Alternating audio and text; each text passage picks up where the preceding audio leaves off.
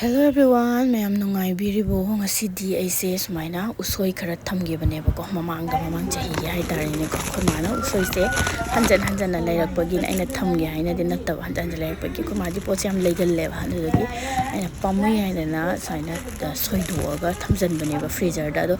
mai packet tongna bisi leitana aina dry fruit cha khibagi cherang do adai do hundok ta bi da leibudu da aina dry fruit cha bai do da dum hapchalline ba hamra air tighter tongna do mogi yawi da na ba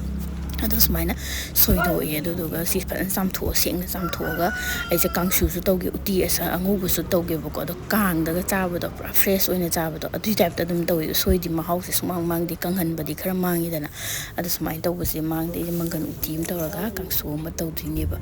do kuma hanjan leire na ina ngang bi ba do sima di phajan kanare kanabudi dum leidune ba kuma se ko adu du ga ne poche yam leigan ba hai tare kitang na ta ba ekta yam leisan ga leba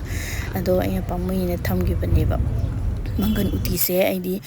sise kangtakka aduga mangan mapumga tawbane ba ko kangtak sina toigraga sumangan mapum sisu khara toihalle aduga amuk khara mayai chalakpada mapum oina kha yawba se sisina ai pame ba pung toi budu chaning da bagi idi khara happe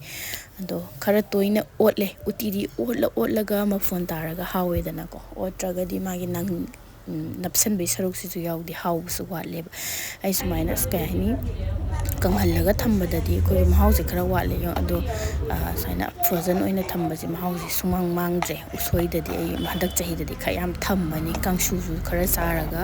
aduga kangsu ma khara tawre ba ko saina kitang ama tawre ado utti ama adana hawkre. Thank you everyone for watching my video. Bye bye.